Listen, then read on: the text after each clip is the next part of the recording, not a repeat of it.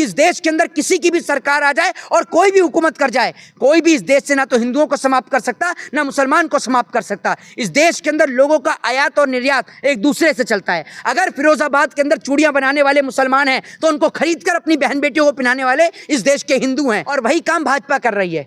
हिंदुओं को लगता है कि उनके हित के लिए काम हो रहा है। आज इस देश पर जीएसटी लगी, क्या हिंदुओं के ऊपर जीएसटी नहीं है? हिंदू सुबह उठता है, सुबह उठने से लेकर रात को सोने तक अपने बेड तक कम से कम 50 तरीके के टैक्स वो देता है। तमाम हिंदुओं के बच्चों को समझाना चाहता हूं, ये लोग जो आपसे कहते हैं हाथों में तलवार उठा लो, मैं आपको कहूंगा कि हाथों में कलम उठा लो और बाबा साहब के संविधान को पढ़ लो। और जिस दिन आप संविधान पढ़ गए, जिस दिन आपने कानून को जान लिया, ना तो इस देश का कोई राजनेता आपका पागल बना पाएगा और ना कोई ऐसे नेता जो आपसे कहते हैं कि बटोगे तो कटोगे। आपने बांटने का काम किया भाई, हम तो एक थे, हमें पता है। तो आज पूरा देश देख रहा है कि कौन है वो जो देश की बेटियों को छीन रहा है। पूरा देश देख रहा है। देश के प्रधानमंत्री जी को आज मणिपुर के अंदर लुटती बहन बेटियों की इज्जत और आबरू नजर नहीं आ रही। क्या मणिपुर भारत देश का हिस्सा नहीं है?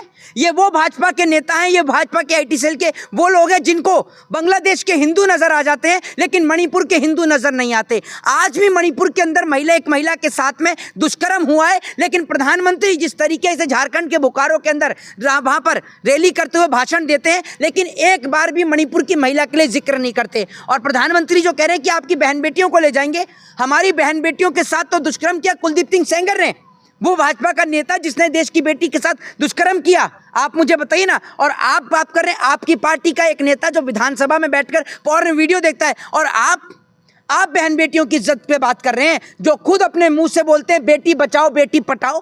क्या आपको शर्म नहीं आती? और एक बात, खुद ये देश के प्रधानमंत्री जिसको प्रज्वला रमन्ना के लिए कैंपेनिंग और प्रचार कर रहे थे, वो जिसने देश की कई सौ बहन बेटियों के साथ दुष्कर्म कर उनकी वीडियो बनाई, क्या प्रधानमंत्री उसके लिए कभी बोले? तो आज अगर देश की बेटियों को बचाने की जरूरत है तो भाजपा के नेताओं से और किसी से नहीं है। हाँ। जी, तो क्या लग रहा है कि जिस तरीके से मंचों से वादा किया जाता है, ऐलान किया जाता है, बीजेपी के तमाम नेता ये वादा करते हैं, यहाँ तक कि उत्तर प्रदेश के मुख्यमंत्री भी कहते हैं बटोगे तो कटोगे, ये कौन सा भाषण है? एक बात आप मुझे बता दीजिए ना कि बटोगे तो कटोगे, मतलब आपके जो नेता हैं, आपकी पार्टी के अंदर कौन सी ऐसी पार्टी है जिसके अंदर मुसलमान नेता नहीं है? भारतीय जनता पार्टी में नहीं है क्या मुसलमान नेता? नहीं है तो कौन है शाहनवाज हुसैन, कौन है मुख्तार अब्बास नकवी? आप मुझे बताइए ना। ये वो लोग हैं जो एक और तो भाषण दे रहे हैं बटोगे तो कटोगे। वहीं अजीत पवार ने कहा है कि हम तो 10% जो है वो अल्पसंख्यकों को टिकट देंगे, और वहीं आप नारा दे रहे हैं कि बटोगे तो कटोगे। ये अगर इतनी हिंदुओं की चिंता जताते हैं तो मैं कहता हूं कि हिंदुओं के बच्चों को, उनको डॉक्टर आईएएस आईपीएस बनने की बात कहो, क्यों नहीं कहते आप? ये लोग चाहते हैं कि इस देश का हिंदू गुमराह रहे, इस देश का हिंदू मुसलमान के नाम पर आपस में लड़ते रहे। आप एक बात मुझे बताइए, कभी इस बात पर आपने अपने इस छोटे से दिमाग पर कभी जोर देकर प्रेशराइज करके कभी आपने सोचा है कि मुट्ठी भर अंग्रेज और इतना बड़ा भारत आखिर कैसे कब्जा गए? आज हमें समझ में आता है, उस वक्त गुलामी के वक्त हम नहीं थे, लेकिन आज हम इस चीज को देखते हैं कि मुट्ठी भर अंग्रेज कैसे पूरे भारत पर कब्जा कर गए। क्योंकि जब अंग्रेजों ने मुसलमानों को पीटा तो इस देश का हिंदू खुश था, जब अंग्रेजों ने हिंदुओं को पीटा तो मुसलमान खुश थे, तो जब दोनों को पीटा तो दोनों एक साथ मिलकर आए, तब जाकर ये देश आज़ाद हुआ। और वही काम आज भाजपा कर रही है। भाजपा जब मुसलमानों को क्या कहते हैं उनके लिए बयान देती है तो इस देश का हिंदू खुश होता है, जब हिंदुओं के लिए बयान देती है तो वो खुश होता है। लेकिन उनको ये समझ में नहीं आ रही, इस हिंदू मुसलमान के चलते बर्बाद ये वतन, ये हिंदुस्तान, ये भारत हो रहा है। जिस भारत को ये लोग बेचने का काम कर रहे हैं, इनके नेताओं के सबके बच्चे अच्छे स्कूल, अच्छे कॉलेजेस और अच्छी यूनिवर्सिटियों में पढ़ने के लिए जाते हैं, और आपका बच्चा बजरंग दल में, विश्व हिंदू परिषद में, इनमें जाकर अपना समय बर्बाद करता है। और जिस धर्म के नाम पर वो लड़ाई करने चाहते हैं तो कोई बचाएगा ना। मैं आपसे ये कहता हूं, इस देश में अंग्रेज शासन कर गए, मुगल शासन हो गया, क्या इस देश का धर्म कभी खतरे में आया? अगर इस देश के अंदर कई सौ सालों की गुलामी अंग्रेजों की हमने सही, कई सौ सालों की गुलामी हमने इस देश के अंदर मुगलों की सही, क्या इस देश से हिंदू धर्म समाप्त हो गया? इस देश के अंदर जितने भी लोग आए, जिनको आप कहते हो कि मुगल, सबका एकमात्र उद्देश्य था सिर्फ पैसा। British east India company Bharat देश में आती है, भारत देश के ऊपर राज करके जाती है, उसका उद्देश्य था सिर्फ पैसा। मुगल इस देश के ऊपर कब्जा करके गए, उनका उद्देश्य था सिर्फ पैसा। ये याद रखिएगा, इनका किसी धर्म, किसी मजहब से प्यार नहीं था। तो बीजेपी का किस? आप मेरी बात सुन लीजिए, जो इस देश के पुराने इतिहासकार हैं, जो पढ़े लिखे लोग हैं, आप उनसे पूछेंगे, आपको क्या लगता है औरंगजेब ने सिर्फ मंदिरों को गिराया, मस्जिद को नहीं गिराया? बताइए आप मुझे। औरंगजेब ने सबसे पहले गिराया ही मस्जिद को, गोलकोंडा की मस्जिद को, क्योंकि वहां का जो नवाब जो है उसने कर देने से इनकार कर दिया। तो औरंगजेब को यह पता चला कि उसने जो सारा पैसा, जो सारा जो धन है वो मस्जिद के नीचे गाड़ रखा है। औरंगजेब ने ढा दी गोलकोंडा की मस्जिद। पढ़ के देखिए इतिहास के अंदर। तो जितने भी इस देश के अंदर लोग आए, चाहे वो मुगल हों चाहे अंग्रेज हों, सबका उद्देश्य, किसी का उद्देश्य धर्म के लिए नहीं था, कोई धर्म के लिए प्रचार प्रसार करना नहीं था, सबका उद्देश्य सिर्फ देश को लूटने का था। और वही काम भाजपा कर रही है। हिंदुओं को लगता है कि उनके हित के लिए काम हो रहा है। आज इस देश पर जीएसटी लगी, क्या हिंदुओं के ऊपर जीएसटी नहीं है? हिंदू सुबह उठता है, सुबह उठने से लेकर रात को सोने तक, अपने बेड तक कम से कम 50 तरीके के टैक्स वो देता है। सुबह उठा, हाथ में ब्रश लिया, कॉलगेट लिया तो कॉलगेट के ऊपर टैक्स, बिस्किट खाया चाय के साथ तो बिस्किट के ऊपर टैक्स, चाय पत्ती के ऊपर टैक्स, रोटी के आटे के ऊपर टैक्स, हर चीज के ऊपर तो टैक्स। पढ़ने के लिए बच्चा गया तो स्कूल के ऊपर टैक्स, पेंसिल के ऊपर टैक्स, हर चीज का वो टैक्स दे रहा है। दूसरी सबसे बड़ी बात, आज इस देश के अंदर हिंदू कोई खतरे में नहीं है। और मैं आज इस बात को दावे के साथ कह देता हूं कि इस देश के अंदर किसी की भी सरकार आ जाए और कोई भी हुकूमत कर जाए, कोई भी इस देश से ना तो हिंदुओं को समाप्त कर सकता, ना मुसलमान को समाप्त कर सकता। इस देश के अंदर लोगों का आयात और निर्यात एक दूसरे से चलता है। अगर फिरोजाबाद के अंदर चूड़ियां बनाने वाले मुसलमान हैं तो उनको खरीद कर अपनी बहन बेटियों को पहनाने वाले इस देश के हिंदू हैं। तो इस देश के अंदर किसी भी धर्म को, किसी भी जाति को, किसी से कोई भी किसी भी प्रकार का कोई खतरा नहीं है। खतरा है तो नेताओं को अपनी कुर्सी का, और अपनी कुर्सी बचाने के लिए वो आपको और हमें खतरे में डालते हैं। सबसे वहाँ पे ब्राह्मण मारे गए, मिश्रा जी बहराइच में, फरीदाबाद में, और वहाँ चंद्रगुप्ता मारे गए थे। मैं आपसे ये कहता हूं, आपने कहा कि बहराइच के अंदर एक ब्राह्मण मारा गया, आपने कहा कि हाथरस के अंदर एक बेटी के साथ बलात्कार हुआ, आपने कहा उत्तर प्रदेश में, उत्तराखंड में एक बेटी के साथ बलात्कार हुआ। कभी आपने सुना है कि किसी नेता का बेटा हिंदू धर्म को बचाते हुए शहीद हो गया हो? बताइए ना। 14 से मोदी की सरकार है, बीजेपी का ऐसा कौन सा पार्टी का नेता है? बताइए, बीजेपी के ऐसे कौन से एमपी, कौन से एमएलए, कौन से नगर सेवक का वो बेटा है जो हिंदू धर्म को बचाते हुए शहीद हो गया हो? सब शहीद होने वाले, सब इस देश के लिए, धर्म के लिए मरने वाले, सब गरीब परिवार के बच्चे हैं, जिनको शिक्षा से वंचित रखा गया, जिनको पढ़ने से दूर रखा गया, जिनको स्कूलों से दूर रखा गया, और उनके मन में ये डाला गया कि इस देश के अंदर धर्म खतरे में। अरे धर्म को किसी से क्या खतरा, और आपकी औकात है? ये बोलते हैं कि जो राम को लाए हम उनको लेकर आएंगे। अरे आपकी औकात है, आप राम को ले आओगे? किसकी औकात है जो राम को ले आएगा?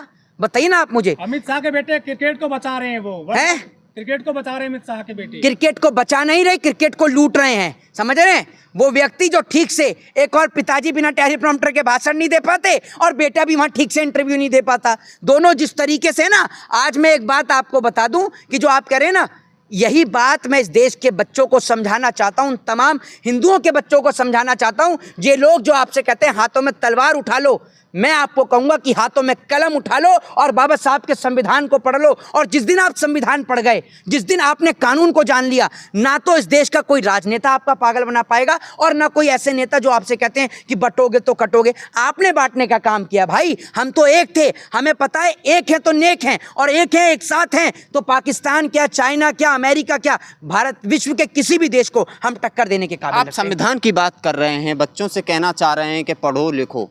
जी, यही चीज़ प्रधानमंत्री मन से कह रहे हैं कि जो संविधान को हाथ में लेके घूमा करते हैं, संविधान की दुहाई दिया करते हैं, वो संविधान के रूल पे नहीं चल रहे हैं। नहीं, साफ तौर पर राहुल गांधी को टारगेट किया गया है। एक बात आप मुझे बताइए, सरकार आपकी है, अगर कोई संविधान को नहीं मानता तो उठा के डाल दो जेल में, क्योंकि संविधान को ना मानने वाले तो सारे आपकी पार्टी में हैं। वो राहुल गांधी जो अगर मोहब्बत की दुकान की बात कर दे, देश को एक करने की बात कर दे, वो संविधान के खिलाफ है। देश तो संविधान से चलता है भाई, संविधान ने तो सबको इक्वल राइट दिया है, और संविधान तो प्यार और मोहब्बत की बात करता है। संविधान में किसी को मारना पीटना काटना थोड़ी लिखा है। संविधान तो हमें हक और अधिकार देता है, राइट टू स्पीच का, राइट टू फ्रीडम का।